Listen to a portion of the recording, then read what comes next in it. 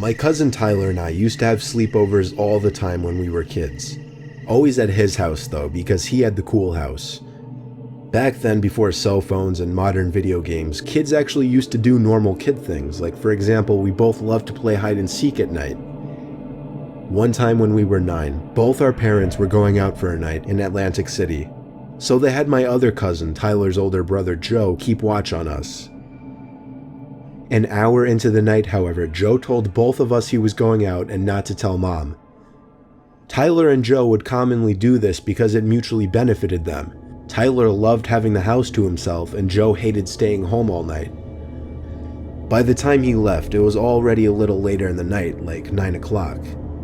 We had our dinners and decided it would be a good idea to play hide and seek. Their house was honestly massive, so it was always a lot of fun. I was hiding first.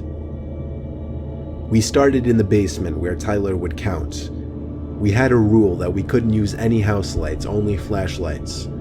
Our reason for this was because it just made it cooler. I tiptoed up the stairs, then up the next flight of stairs to the upstairs of the house. The upstairs had a whole other living area, along with 3 bedrooms. I chose to hide in one of the unused bedrooms. I buried myself between 2 big beanbag chairs and a blanket. I left the door open to avoid any suspicions. I heard creaking coming into the room, lively footsteps.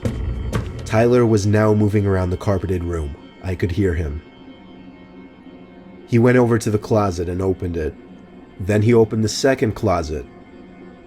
Silence. Then he walked over to the other side of the room, and he started opening the drawers to the desk, rummaging through them. Suddenly I heard Tyler's young, innocent voice calling my name up the stairs in a kind of mockingly tone to try and scare me. My mouth opened and literally started twitching when I put 2 and 2 together. I lifted the blanket slightly over my head to see what he was doing, but it wasn't Tyler. I knew right away based off the person's height. It was a much taller, fully grown man. It wasn't Joe, and it wasn't his dad. He perked up like a statue when he heard Tyler's voice, and I saw him duck into the corner of the room, behind the small piece of wall that sticks out there. Tyler entered the room with his flashlight and kept saying my name over and over, slow and drawn out like. I was praying his light would not reach over to the corner of the room. His light landed on me under the blanket. He may not have even seen me, but I still willingly came out and acted all defeated, fake laughing and everything.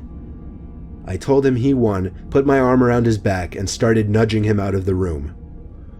I kept the conversation as natural as possible, until we were halfway down the stairs.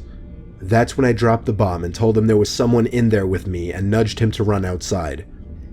Being the scared 9-year-olds we were, all we could do was run next door and ask the woman living there to call the police for us.